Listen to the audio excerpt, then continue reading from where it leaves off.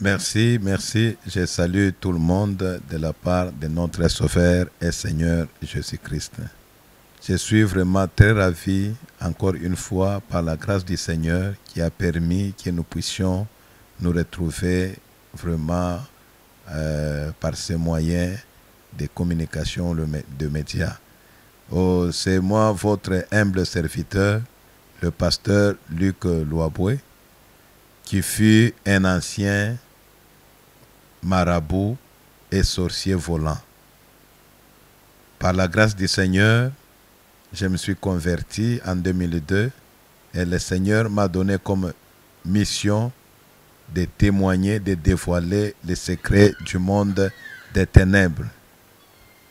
C'est pourquoi je suis encore venu une fois de plus avec un autre article dans notre thème principal que nous avons dénommé Vaincre les esprits maléfiques de ta famille ou la destruction des œuvres des ténèbres. La fois passée, nous avions dit que la destruction des œuvres des ténèbres est tout simplement les stratégies que le diable a mis, que les stratégies que le diable a pris pour mettre le monde au chaos. Je parlais de comment j'ai été initié dans la magie et dans la sorcellerie. Et aujourd'hui, nous faisons la continuité. Je dois parler sur un sujet qui est très important, qui doit édifier beaucoup de gens, que nous avons dénommé les sorciers volants. Oui, nous savons, dans la magie noire, il y a plusieurs dimensions de sorcellerie. Il y a la sorcellerie, par exemple, la sorcellerie de Bouddhom. Il y a la sorcellerie, le fétichisme. Il y a plusieurs dimensions de la sorcellerie, mais cette fois-ci, nous voulons parler en plus en détail sur les sorciers volants. Les choses que je dois vous parler, ce n'est pas dire comment raconter ça. Moi-même, je passais dans cette vie. Donc c'est une vie pratique quand je fis marabout et sorcier volant. Je commence d'abord à définir qu'est-ce que c'est la sorcellerie, mais je prends comme soubassement de notre message un verset qui est presque connu de tout chrétien, l'Évangile selon Jean, chapitre 10, le 10e verset, là où la Bible dit « Le voleur ne vient que pour dérober, égorger et détruire. Et moi, je suis venu pour que le brebis ait la vie, qu'elle soit dans l'abondance. » Je prends la partie A. Le voleur ne vient que pour dérober, égorger et détruire. C'est là où vous allez comprendre, c'est presque tout un résumé des œuvres des ténèbres. Parce qu'ici, on a typifié un voleur à l'image du diable. Qu'est-ce que la sorcellerie? Dans la catégorie des sorciers volants, je dois définir la sorcellerie en 3 dimensions.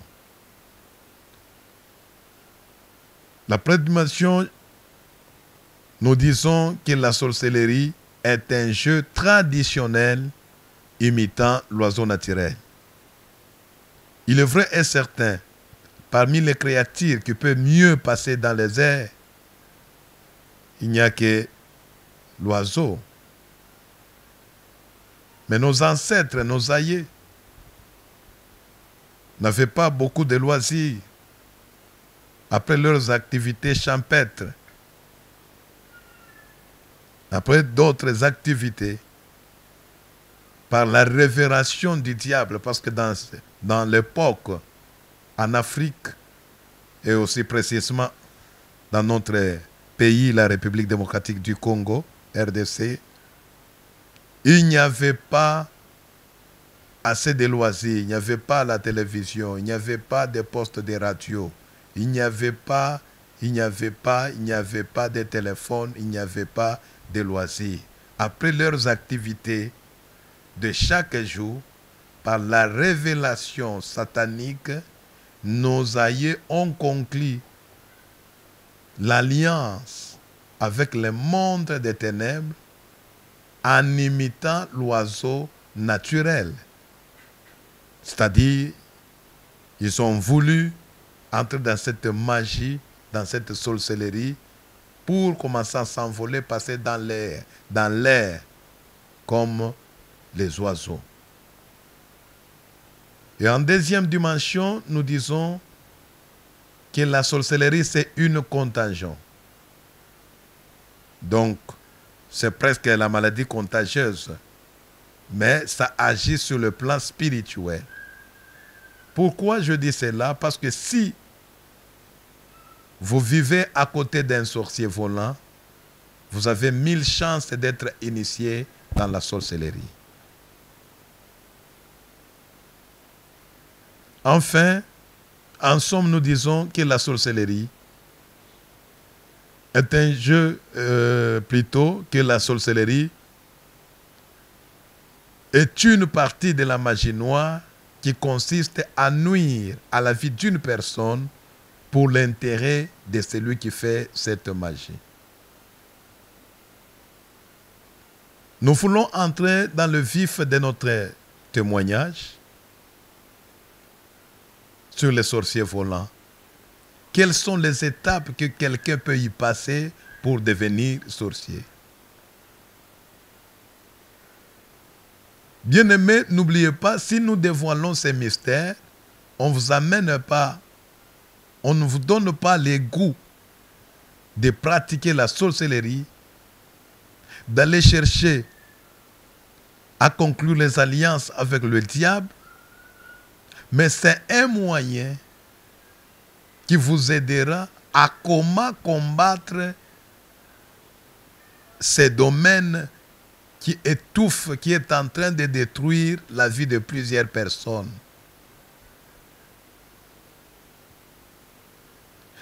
La première étape pour que quelqu'un soit un sorcier volant, personne ne peut être un sorcier volant s'il ne mange pas la chair de son prochain.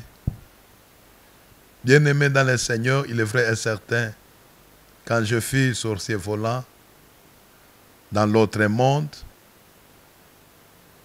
jour pour jour, on consommait que la chair humaine. Qu'on ne te trompe pas, je dois tout dévoiler.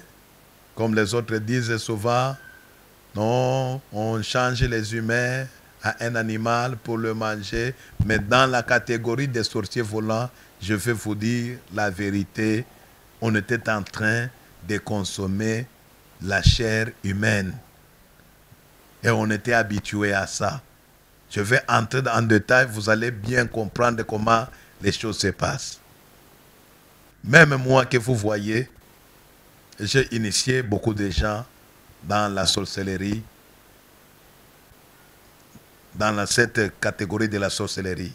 Donc, j'ai initié beaucoup de gens dans cette sorcellerie, les sorciers volants. C'est comme un jour, j'avais vraiment un ami et j'ai pu remarquer que dans nos réunions nocturnes, lui ne venait pas parce qu'il n'était pas sorcier.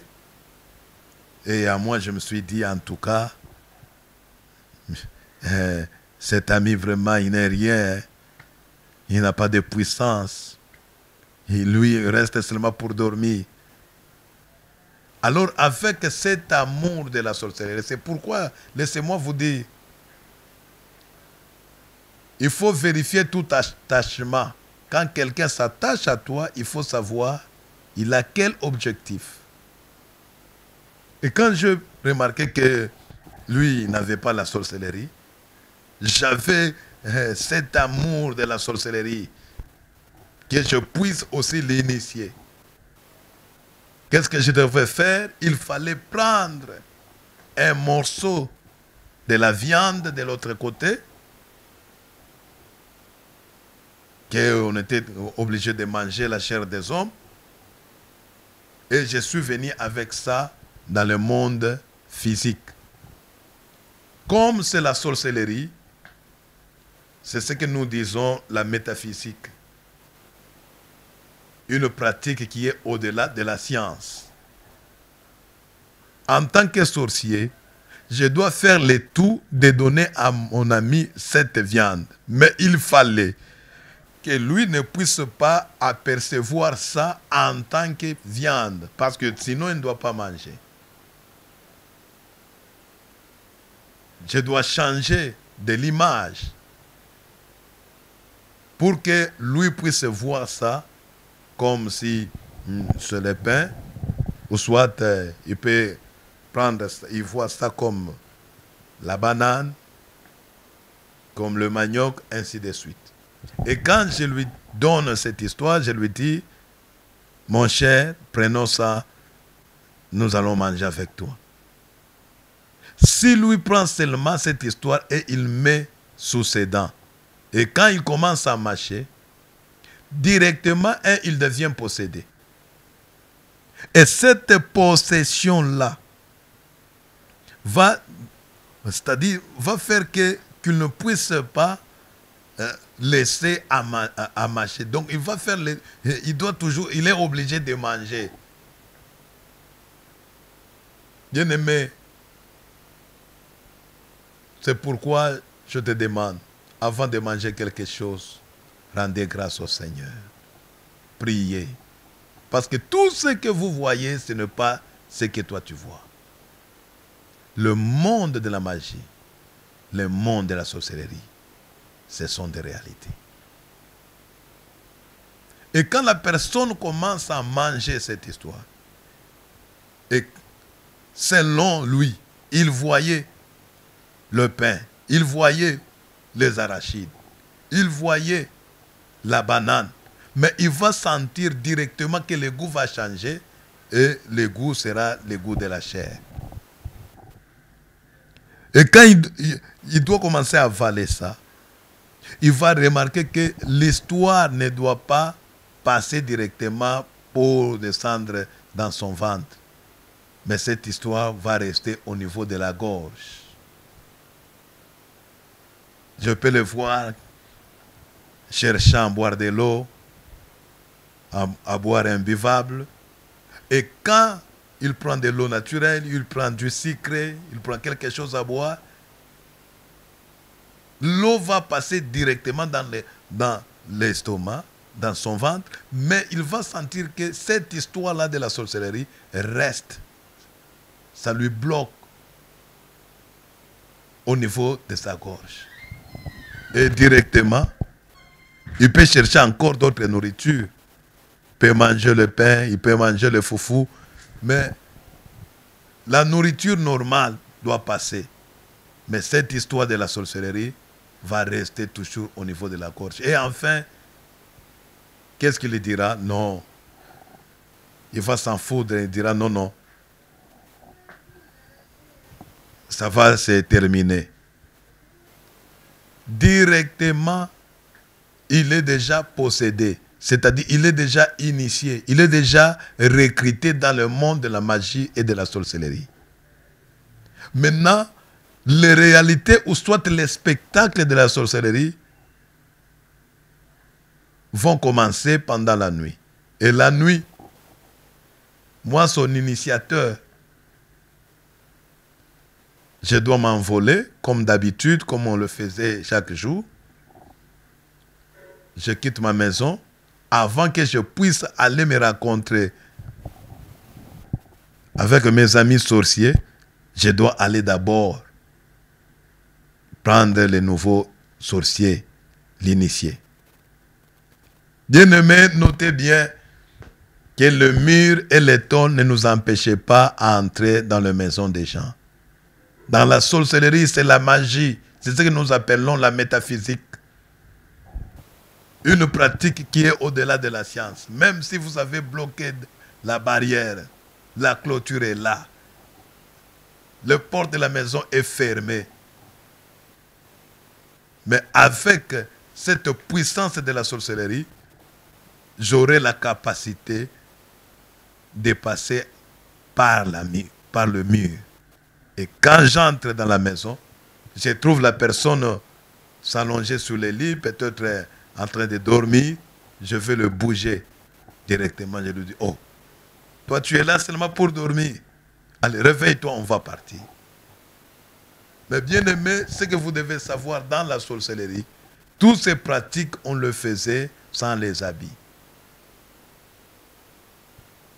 Donc avec beaucoup de respect que je vous dois, donc dans le monde de la sorcellerie, les sorciers volants s'envolent tout en être nus. Alors c'est moi l'ancien sorcier qui a la capacité de s'envoler. Je vais dire au nouveau sorcier, réveille-toi, on va partir. Je lui donne mon dos, je lui dis, monte sur moi. Bien-aimés, laissez-moi vous dire la vérité. Nous avions écouté quelque part d'autres personnes qui ont pris des informations à des petits sorciers, disant que non, les sorciers volants montent sur un balai et le balai se transforme en avion, en appareil volant. Laissez-moi vous dire, ça c'est faux. Je vais vous donner en détail et toutes les précisions comment un sorcier volant peut s'envoler. N'oubliez pas la définition que je vous ai dit. La sorcellerie, c'est un jeu traditionnel imitant l'oiseau naturel. C'est-à-dire, le sorcier doit s'envoler comme un oiseau. Alors quand je prends le nouveau sorcier, je le mets sur mon dos. Directement, je dois m'envoler. Il suffit seulement que je puisse mettre mes mains en l'air et directement on part. Il y a des réalités que je dois dévoiler. Et je le dévoile au nom de Jésus-Christ. Et notre objectif de dévoiler ces choses, ce n'est pas pour donner l'appétit à des gens pour aller faire la sorcellerie. Ce n'est pas pour que les gens puissent pratiquer la sorcellerie, mais c'est pour aider comment combattre cette sorcellerie. Parce qu'il y a une réalité. Quelqu'un ne peut pas faire un bon combat quand il ne connaît pas son adversaire. Donc je suis en train de vous présenter votre adversaire. Bien-aimé, tu es africain, tu es un Européen, tu es un humain, mais il faut savoir que la sorcellerie, c'est une réalité. Le diable utilise des stratégies, des techniques pour mettre le monde au chaos. Et parmi ces techniques-là, il y a aussi ce que nous appelons les sorciers volants. C'est-à-dire, il est en train d'utiliser une personne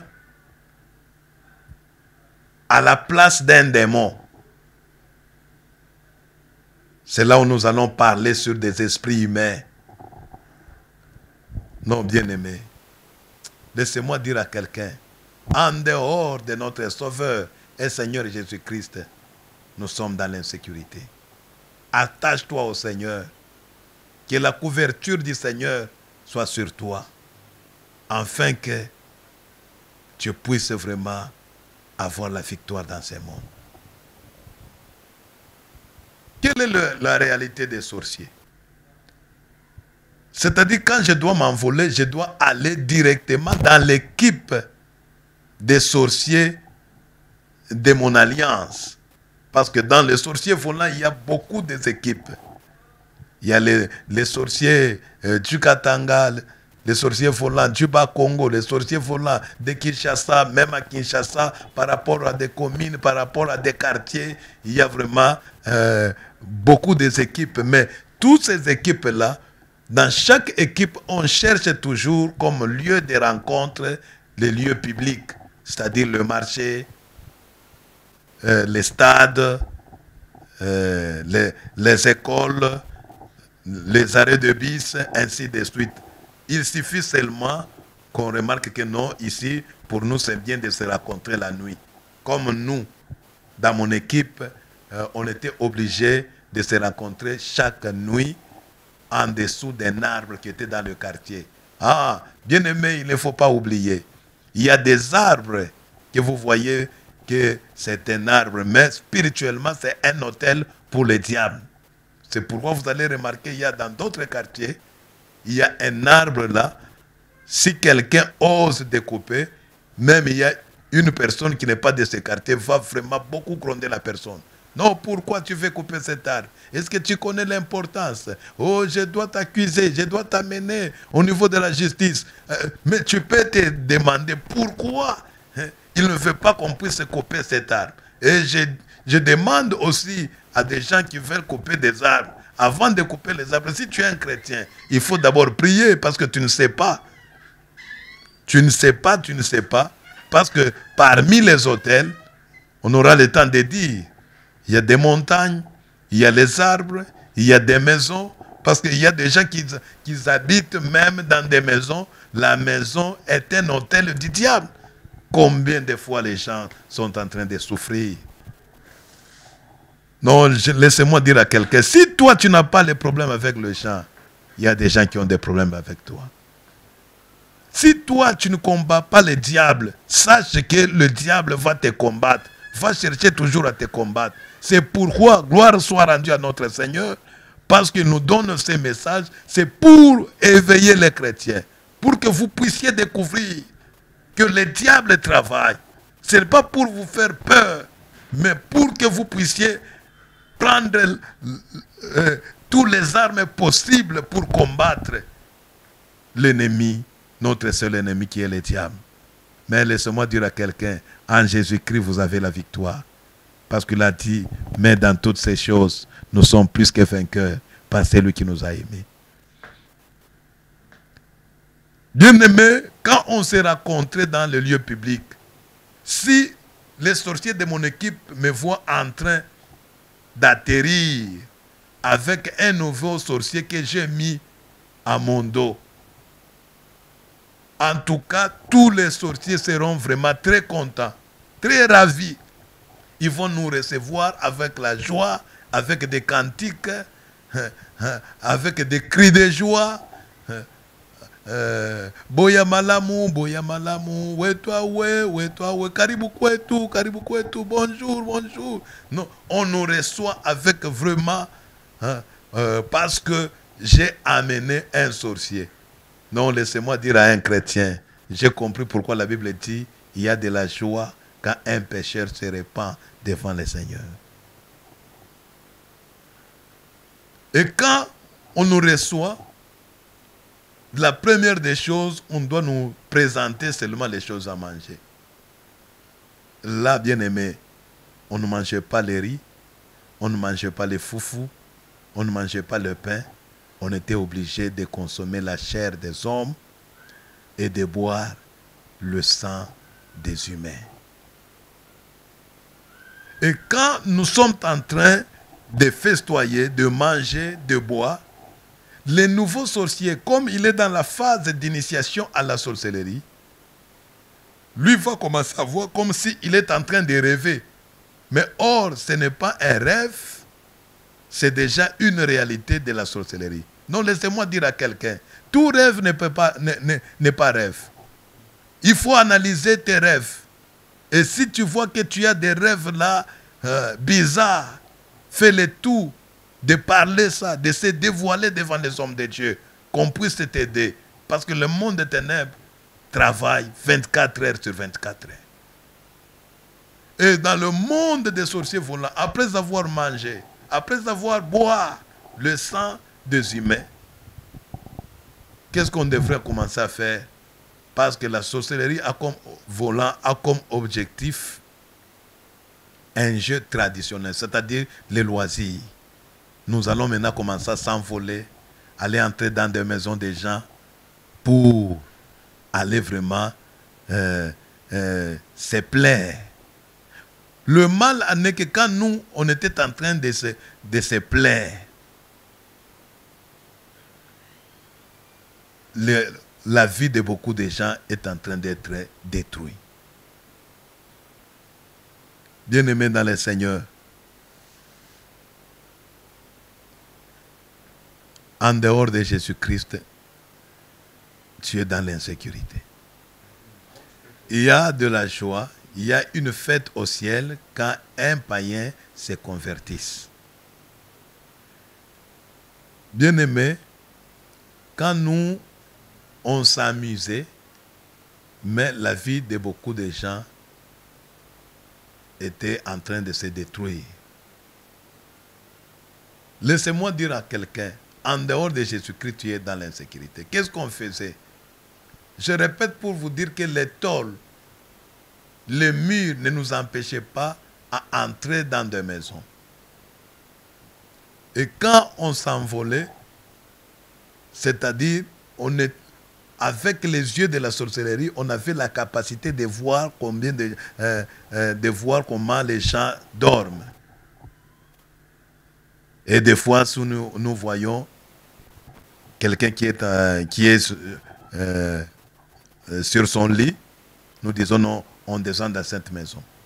Et quand un sorcier descend dans ta maison, dans ta chambre,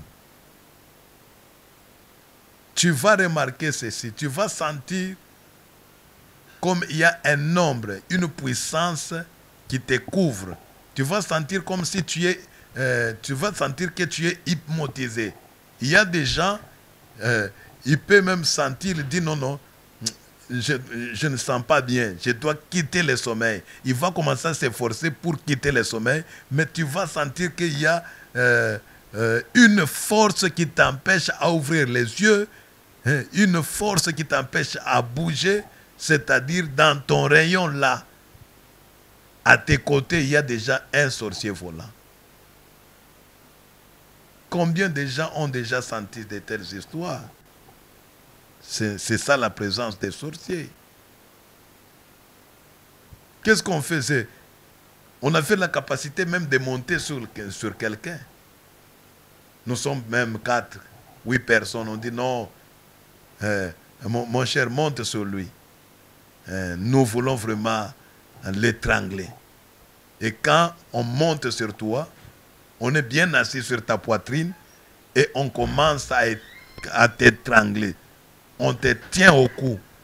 Et quand on serre le main, toi tu es en train de pleurnicher, tu es en train de crier. Nous quand on se regarde comme ça, on est en train de rigoler. Parce que pour nous c'est un plaisir, c'est un loisir. Mais le mal, c'est quand un sorcier te touche directement, tu es ensorcelé.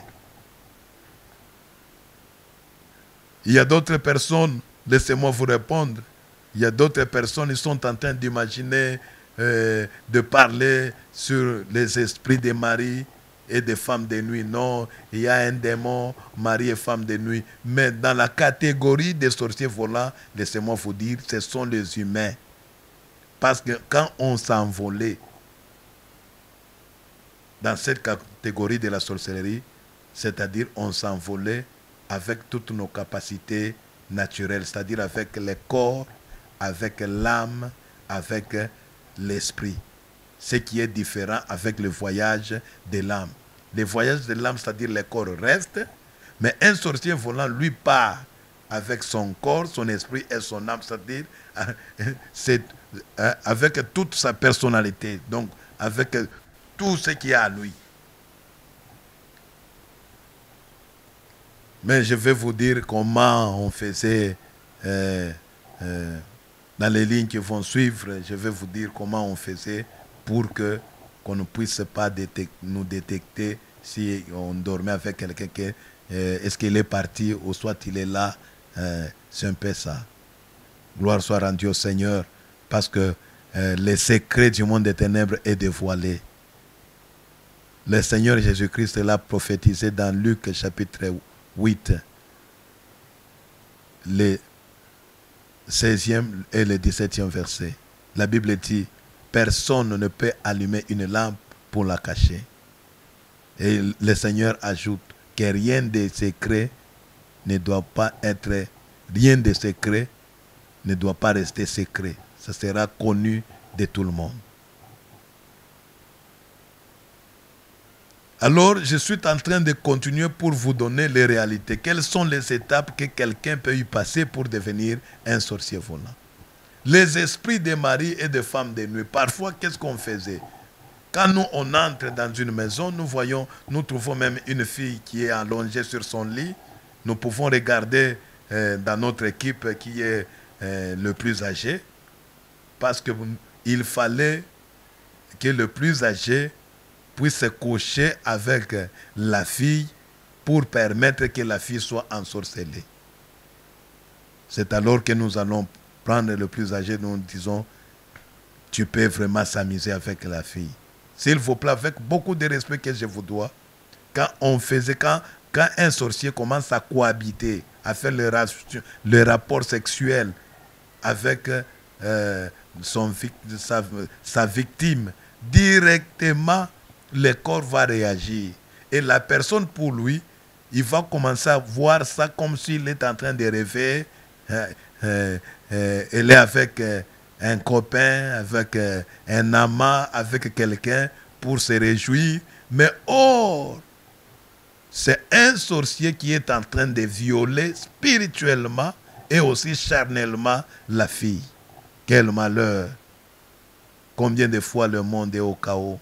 Combien de fois des vies sont détruites à cause de cette opération femme et mari de nuit? Les sorciers volants. Bien-aimé, qui a déjà couché avec toi? Qui t'a forcé pendant la nuit, sans ton accord? Toi, tu dormais, tu rêves. Quelqu'un vient et il commence à coucher avec toi. Ne te pose pas même des questions de savoir je suis ensorcelé ou je ne suis pas ensorcelé. Bien aimé, il suffit seulement, si tu as de tels rêves, sache que directement tu es ensorcelé. Tu es sous la domination du monde des ténèbres. Mais il y a des gens, quand ils voient de tels rêves, ils voient que c'est normal, ils se réveillent, il est occupé à faire ses histoires, ses boulots. Mais bien aimé, il faut savoir. Retenez ceci, que le diable travaille 24 heures sur 24 heures. Non, j'ai compris pourquoi la Bible dit, invoque-moi, je te répondrai. Je te délivrerai et tu me glorifieras. Apprenez toujours à invoquer le Seigneur. Si tu vois que dans ta vie, il y a des choses qui ne marchent pas, invoque l'Éternel. Il est prêt pour venir te secourir. Gloire soit rendue au Seigneur. Nous faisons la continuité de notre témoignage. C'est moi, votre humble serviteur, Luc Loaboué. Des choses que je vous raconte, ce sont des choses que j'ai vécues pendant plusieurs années. Et d'ailleurs, dans le cadre de la sorcellerie volante, pour les sorciers volants, je me rappelle, un jour, on avait vraiment une grande conférence qu'on a tenue. C'était une conférence nationale de tous les sorciers de notre pays, la RDC, la République démocratique du Congo. Et cette grande conférence, nous l'avons tenue dans notre grand stade des martyrs. Et là où on était vraiment beaucoup de sorciers de toutes les provinces, de toutes les villes. On était plein. Et tu peux me poser la question. Pourquoi? Quel était l'objectif de cette conférence? On avait traité sur beaucoup de choses que nous allons vous parler dans d'autres séries. Mais ce qui était important, nous étions réunis parce qu'on nous avait demandé que nous devons faire le tout, que dans chaque maison, qu'il y ait quand même un sorcier, même un petit sorcier. C'est là où on nous a donné toutes les stratégies possibles pour initier beaucoup de gens. Parce que dans la mode de transmission de la sorcellerie, nous avons le mode buccal, c'est-à-dire la transmission des bouches, donc la transmission par la bouche. On prend la chair de quelqu'un, on te donne, tu manges, tu deviens sorcier. Il y a aussi toujours dans le mode buccal l'allaitement. Parce qu'il y a des gens, de ces gens-là, se retrouvent sorciers parce que sa maman lui a fait allaiter le lait maternel, mais sa maman était sorcière et elle a dégagé cette énergie des sorciers volants et la personne est contaminée. Il y a aussi la transmission par la voie sexuelle. Cela, je vous parlerai dans un autre numéro. Même moi que vous voyez, j'avais couché avec 6 filles. Et en couchant, en faisant le rapport sexuel, j'ai transmis la sorcellerie. C'est pourquoi laissez-moi dire à quelqu'un, même par erreur, il faut faire attention. Tu donnes ton corps à qui? J'ai compris pourquoi la Bible dit fuyez l'impudicité. Beaucoup de gens sont possédés. Tu peux te retrouver sorcier parce que tu as couché avec une personne qui est possédée par la sorcellerie. Mais dans le cadre des sorciers volants, quand nous sommes en train de faire tous ces loisirs, la personne qu'on est en train d'initier, lui, il est en train de voir comme si c'est un rêve. Et le matin, je dois aller le ramener chez lui, et moi je pars. C'est-à-dire là, j'ai pris déjà un boulot de commencer chaque fois à aller le prendre, l'amener dans notre monde, l'amener dans notre équipe,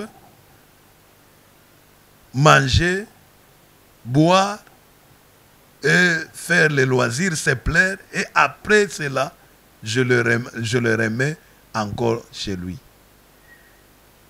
Pourquoi tout cela? Nous allons lui donner un temps qu'il puisse consommer aussi la chair des hommes que nous avions sacrifiés. Il mange la chair de l'homme que moi j'ai sacrifié. Le lendemain, il mange aussi la chair de l'homme que l'autre a sacrifié. Le lendemain, il mange encore la chair de l'autre que lui a sacrifié. C'est-à-dire, quand il est en train de consommer cette viande, on est en train de la prêter. C'est une dette. Et quand nous allons remarquer que non, la personne a beaucoup consommé des gens que nous avions sacrifiés, un jour après avoir mangé, maintenant un sorcier va le regarder et lui dit, non, mon cher, mon ami, tu as beaucoup mangé nos histoires. Toi aussi, tu dois maintenant donner. Bien-aimé, si on parle, on lui demande. C'est-à-dire, là, c'est la deuxième étape. La première étape, pour que quelqu'un soit sorcier volant, il doit manger la chair de son prochain. Mais la deuxième étape, c'est passer maintenant au sacrifice. Il suffit qu'on puisse seulement lui dire, toi aussi, tu dois donner. Toi aussi, tu vas sacrifier. Avec l'idée, en tant qu'un homme naturel, il peut commencer à s'imaginer, je dois donner quoi? Il peut nous proposer, non, je vais vous donner le carbonate d'un bœuf, je vais vous donner la chèvre, je vais vous donner ça. Si il nous donne, il dit seulement la chair des animaux, la chair que des hommes doivent manger normalement. Bien aimé, nous allons les gronder jusqu'à tel point qu'il va comprendre qu'il ne consomme pas la chair des animaux. Qu'est-ce que nous allons dire? Toi, tu joues avec nous? Hein? Non, je vais vous donner le cervelas, la saucisse. Je vais vous donner ça. Nous allons gronder jusqu'à ce que... Est-ce que tu manges ça? Est-ce que ici tu manges ça? Nous allons les tirer pour aller lui présenter un trou là où on jetait les ossements, là où on jetait les squelettes. Quand il voit seulement les ossements, il voit des crânes. Et directement, sa conscience lui dit que tu manges la chair des hommes. Et il sera obligé de sacrifier que la chair. Il sera obligé de sacrifier que une personne. Mais le premier sacrifice, bien-aimé, on ne demandait pas n'importe qui. Le premier sacrifice, il doit toujours sacrifier un être qui lui est très cher. Et souvent, on demandait, ou soit tu nous donnes ton père, ou soit ta mère, ou soit ta femme, ou soit ton fils aîné, ou soit ton fils cadet. C'est-à-dire, c'est pourquoi, laissez-moi dire à quelqu'un, si tu es parmi des gens que je cite, donc tu es parmi des personnes cibles, parce que les nouveaux sorciers, quand même dans la maison, il y a un petit sorcier qui veut, on lui demande de sacrifier. Le premier sacrifice, il doit chercher toujours à sacrifier un être qui lui est vraiment très cher. C'est pourquoi s'il y a un enfant sorcier dans ta maison, vous lui posez la question, on doit demander qui? Il dira seulement, on m'a demandé papa, on m'a demandé maman. C'est-à-dire ce sont des personnes chères pour lui. Oh bien-aimé, je viens dire à quelqu'un, en dehors du Seigneur Jésus-Christ, nous sommes dans l'insécurité. Bien-aimé, là où tu es en train de me suivre, de suivre ces grands témoignages, attache-toi au Seigneur. Que la couverture du Seigneur soit sur toi et que le sang de Jésus-Christ te protège contre tous les ruses du diable. Regardez combien de fois les gens sont sacrifiés. Oh, tel est mort, tel est mort, tel est mort. Oh, c'est la malaria. Oh, c'est telle maladie. Oh, c'est telle maladie. Bien-aimé, ne regardez pas seulement sur le plan scientifique. Le monde spirituel, c'est une réalité. Confiez-vous au Seigneur. Il y a un Dieu qui protège. Il y a un Dieu qui nous aime bien. C'est Jésus-Christ. Il suffisait que le nouveau sorcier puisse seulement dire, prenez tel. Oh bien-aimé, combien de fois vous avez sacrifié beaucoup de gens qui ont encore la vie?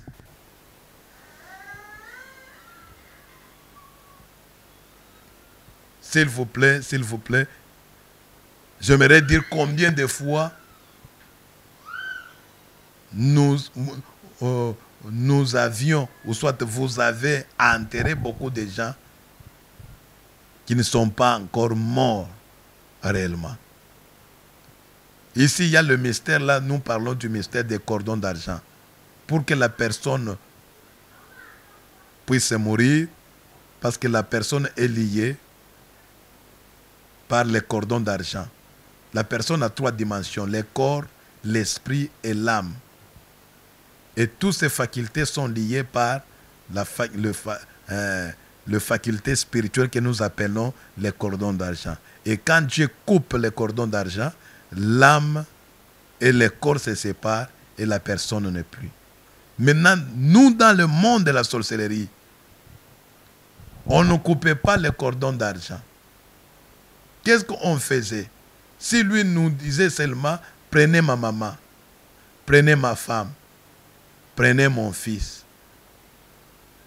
Par la technicité de la magie, la métaphysique, la sorcellerie, nous allons préparer quelque chose dans le monde des ténèbres, que ce soit l'accident ou soit la maladie, pour que la personne puisse se retrouver dans l'agonie, c'est-à-dire entre la mort et la vie.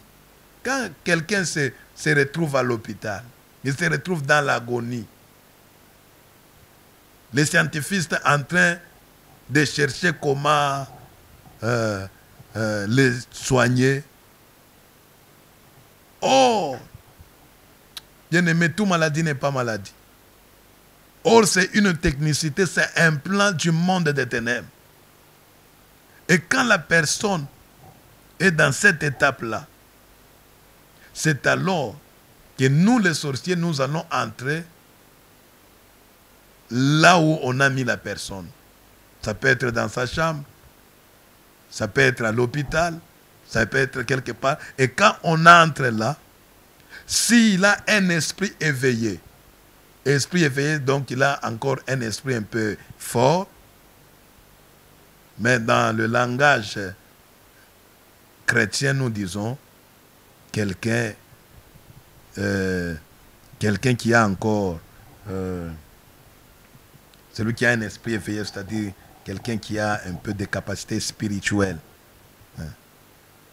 Il peut nous voir, il peut nous apercevoir bien, il nous regarde, il peut commencer à crier. Non, je vois les gens sont là, ils entrent, ils veulent me tuer, ils veulent me prendre, ils me demandent ça. Et d'autres personnes vont dire non, c'est la maladie. On commence à les calmer. Or, quand on commence à les calmer, c'est-à-dire sur le plan spirituel, lui est en train de nous voir. Maintenant, s'il n'a pas un esprit éveillé, nous allons entrer et lui ne nous voit pas. Mais quand nous entrons, nous avons parmi notre équipe de sorciers, il y a une dame, celle qu'on était en train d'appeler Inanfumu. Vous allez comprendre après, Inanfumu. C'est une sorcière, une sorcière, c'est-à-dire c'est la coordonnatrice. C'est celle-là qui garde toute la puissance de notre équipe. Et quand nous entrons là, dans sa main droite, et là, ce que nous appelons les poudres kabbalistiques. Et cette poudre, elle va jeter sur la personne. Et quand on jette la poudre kabbalistique sur la personne sera hypnotisée jusqu'au 10e degré. C'est-à-dire, il est bloqué. Il n'y a pas moyen qu'il puisse faire des mouvements. Il n'y a pas moyen de parler. Il n'y a pas moyen de faire n'importe quoi. Et le médecin va déclarer que la personne n'est plus.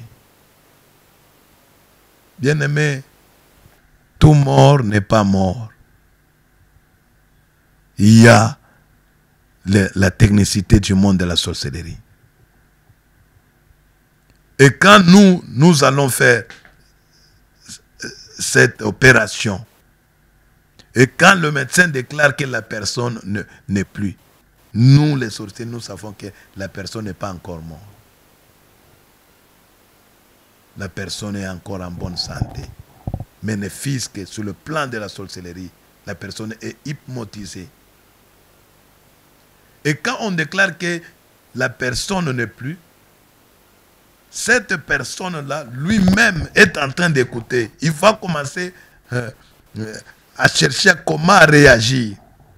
Il s'efforce pour bouger, il n'y a pas moyen de bouger. Il s'efforce pour parler, il fait ouvrir la bouche. Il n'y a pas moyen d'ouvrir la bouche.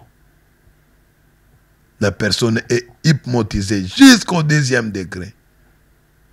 C'est comme si quelqu'un était en train de rêver, on est en train de l'étrangler, il fait quitter le sommeil, mais il se sent qu'il y a une puissance qui le couvre. Maintenant, cette dimension-là, quand nous disons 10 au 10e degré, donc 10 fois plus, et la personne,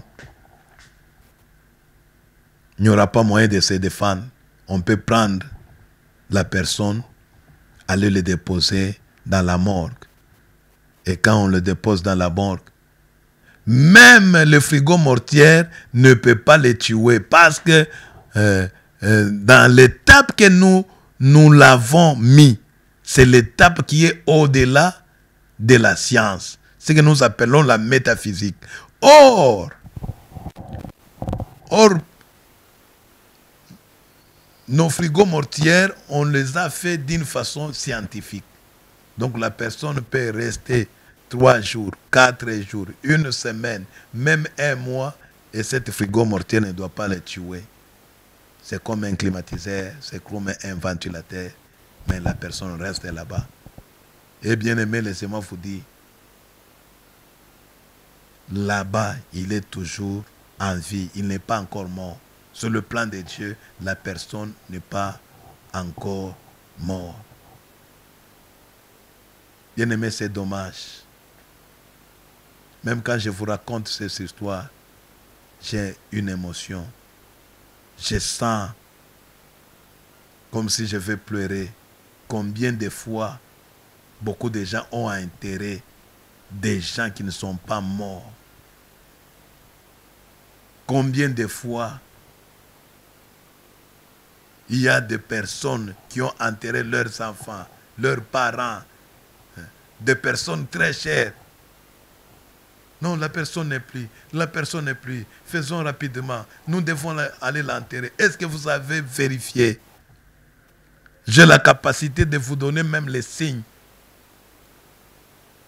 pour que quelqu'un puisse détecter si est-ce que réellement la personne est morte ou soit la personne est encore vivante.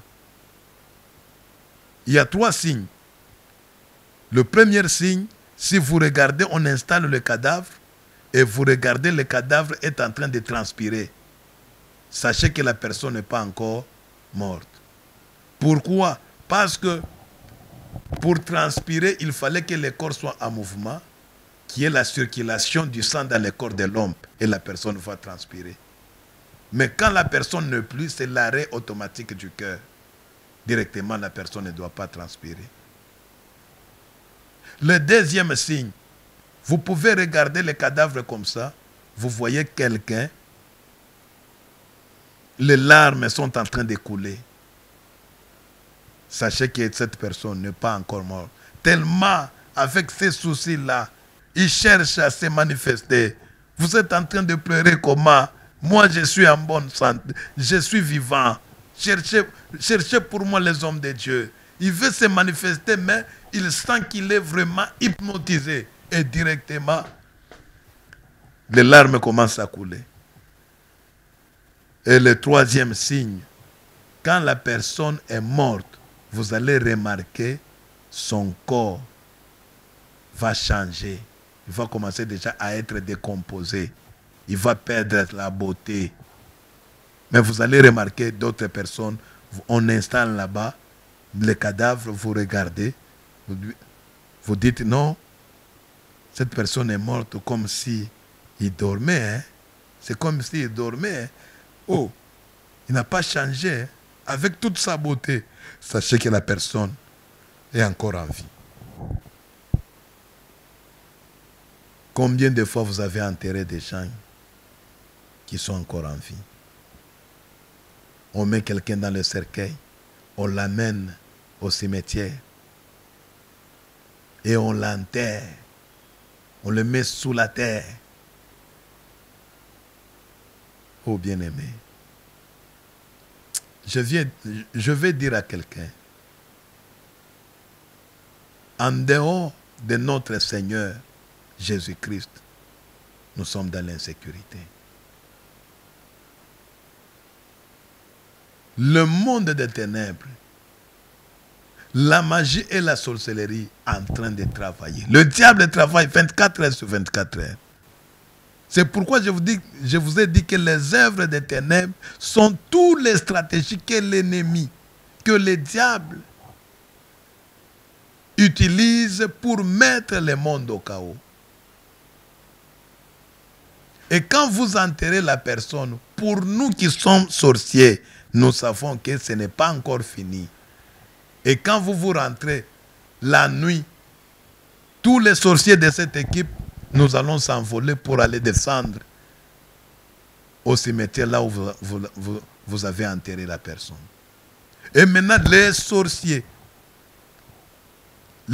qu'on appelait Inanfumu dans notre langue maternelle, Inanfumu, les sorciers, c'est-à-dire la coordonnatrice, la femme qui garde la puissance de la sorcellerie. Parce que qu'est-ce qu'on faisait? On s'envolait, on faisait toutes les activités tout en étant nu. Mais si quelqu'un a grandi dans le pouvoir, on doit lui donner une éponge, on doit lui donner quelque chose. Il va mettre ça comme une couche pour cacher seulement sa partie intime. Maintenant, la sorcière, la coordonnatrice, Ina Fumu, elle va enlever sa couche et s'avancer sur la tombe de la personne que vous avez enterrée. Elle va frapper là 7 coups, 7 fois. Elle rentre en arrière et va crier à haute voix. Citer le nom de la personne. Micheline, lève-toi. Et directement, là où la personne a été enterrée, dans le cercueil, il va sentir que le pouvoir qu'il a hypnotisé est parti. Donc, il est dégagé de cette puissance. Et directement, il va bouger. Et quand il bouge, il va sentir une autre puissance va commencer à le faire monter du bas vers le haut. Et la personne va quitter. Il se retrouve au-dessus de la tombe en bonne et due forme. Une personne tel qu'il est. Et vous, de l'autre côté, vous êtes en train de le pleurer. Non, notre frère est mort. Notre frère n'est plus. Notre frère n'est plus. Mais là, de l'autre côté, on l'a réveillé.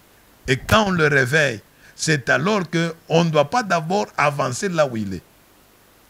Qu'est-ce qu'on était en train de faire? Nous allons nous tenir un peu éloignés de lui. Parce que nous devons l'ensorceler.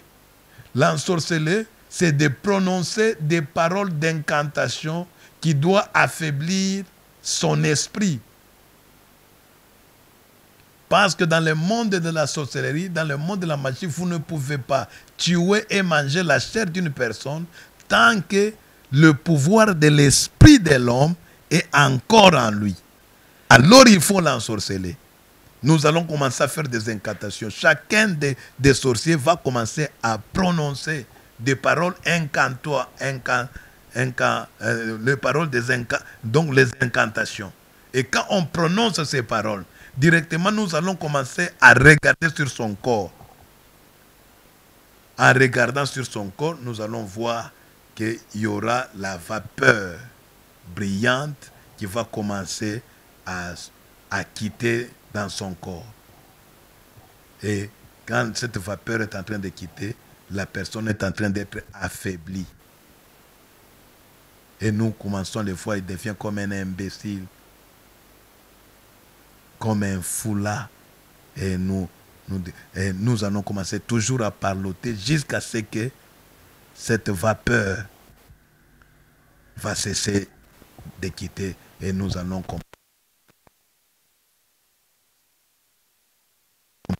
même le prendre.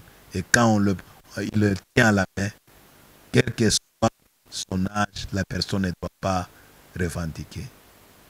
Et c'est alors que nous pouvons prendre la personne. Il y a de ces gens-là, c'est cette magie, il y a de ces gens-là, quand en faisant si on ne va pas le tuer, nous pouvons avec une capacité.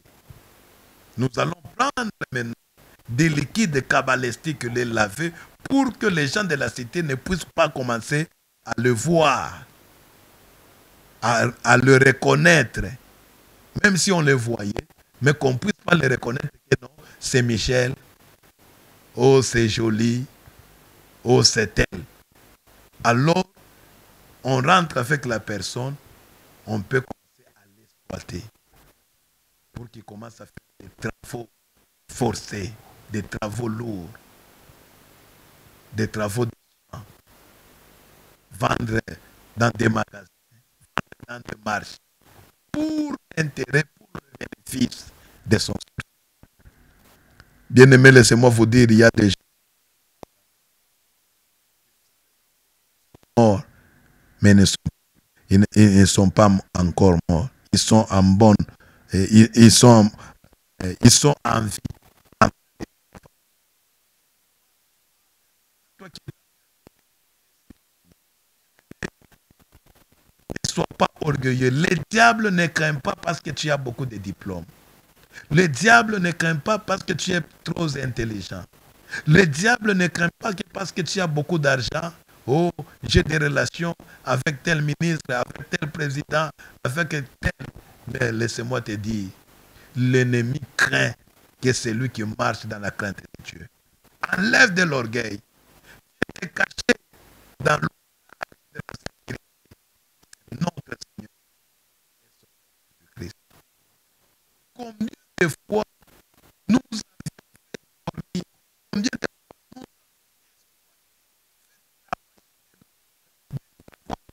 avons des hommes intellectuels, des milliardaires, des millionnaires.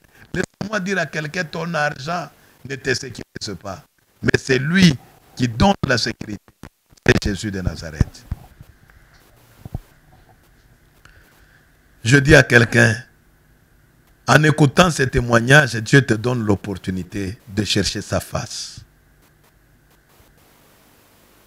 Bien-aimé dans le Seigneur, regardez ce qu'on faisait.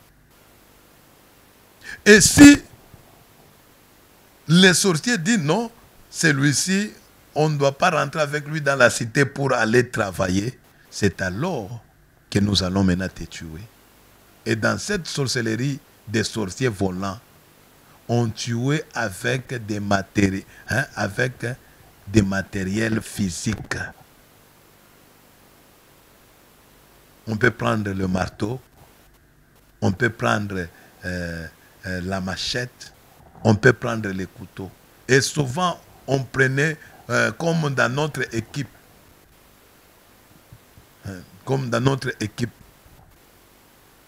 on prenait un bois qu'on devrait maintenant battre la personne avec ce bois. Dans chaque équipe, il y a toujours celui qu'on appelait le tueur. Il s'approche devant les victimes et il lui dit, ce n'est pas moi qui te tue, mais c'est elle qui te tue. Et c'est alors que le sorcier va présenter qui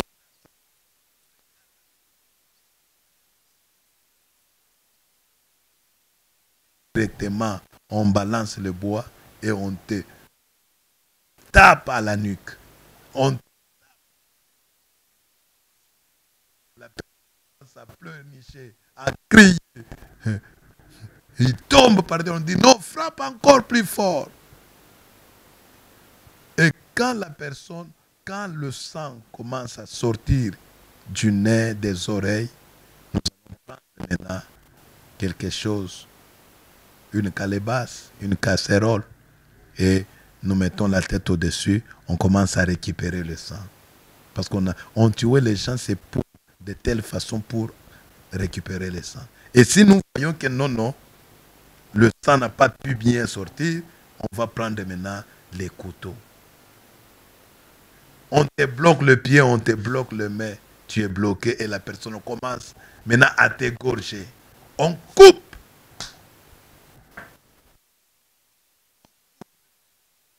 Et directement la personne commence à s'agiter. Le sang commence à sortir. Tout. Et directement la personne meurt comme un animal. Et nous on dit, voilà, c'est parti. On récupère ça, on met des... Et on prend maintenant les corps. On commence à bien couper en morceaux. C'est là, c'est notre nourriture. C'est ça la première phase. C'est ça la première phase des sorciers volants. Bien-aimés dans le Seigneur, beaucoup de gens sont morts comme ça. Avant que nous mangeons la personne.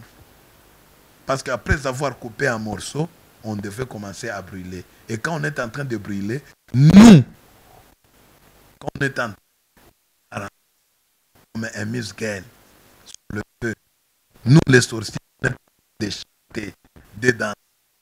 Non, bien-aimé, là où on dansait, là où on chantait, on est en joie parce que nous allons festoyer. Nous allons manger la chair qu'on a sacrifiée. Et après tout cela, avant que nous consommons cette viande, nous allons prendre le morceau et donner d'abord à la personne qui a sacrifié. Et si lui mangeait, c'est-à-dire c'est lui. Nous, quand nous allons manger, c'est-à-dire nous l'avons aidé seulement à manger. Mais nous aussi, on sent les goûts. Nous te consommons. Et quand la personne veut manger maintenant la viande de la personne qui a sacrifié de lui-même, il va sentir que le morceau là que lui avait mangé pour sa toute première fois, au temps où il était initié, directement, ça va bouger au niveau de la gorge. Nous allons voir la personne chercher des...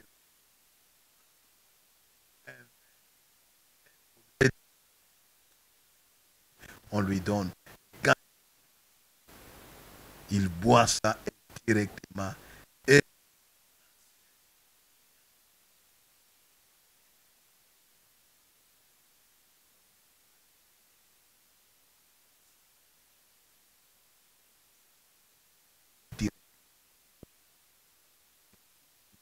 la...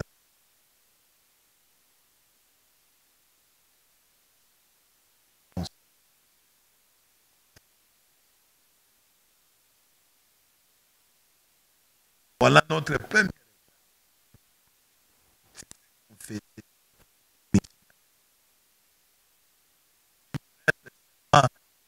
Dans le numéro suivant,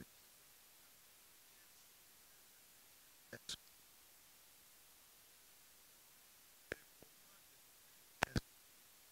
sont les signes pour découvrir un sorcier?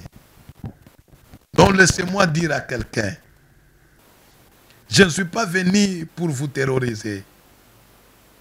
Je ne suis pas venu pour vous donner l'appétit de faire la magie et la sorcellerie. Mais je suis venu vous révéler ces choses pour que vous puissiez vous positionner. Et la bonne position pour combattre la magie, pour combattre la sorcellerie, c'est être en Jésus-Christ. Donc ma prière à moi, que toi qui me suis, je déclare que tu n'es pas un sacrifice pour quelqu'un. Je dis encore, tu n'es pas un sacrifice, ni de ta mère, ni de ton père, ni de ton frère, ni de ton mari, ni de ton amant. Je le déclare, tu n'es pas un sacrifice pour quelqu'un. Tu ne mourras pas, tu vivras et tu raconteras les œuvres du Tout-Puissant. Non, j'ai compris. Bien-aimé, la sécurité est en Jésus-Christ. La Bible ajoute et dit, ne touchez pas à mes oins. Ah, c'est-à-dire, quand quelqu'un devient en Christ, il devient un oint de Dieu. Et un oint de Dieu, il est sous la protection divine. L'onction protège.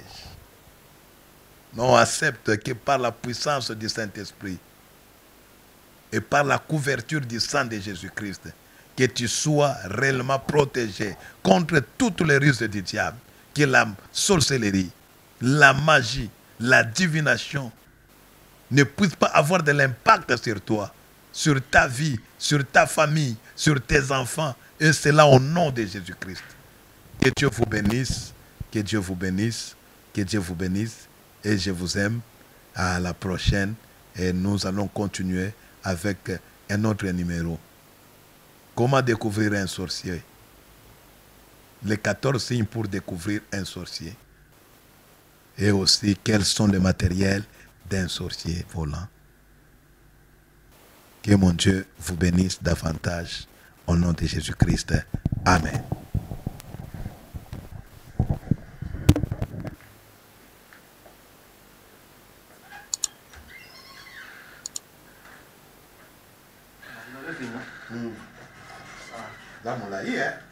Unamaliza? Unamaliza.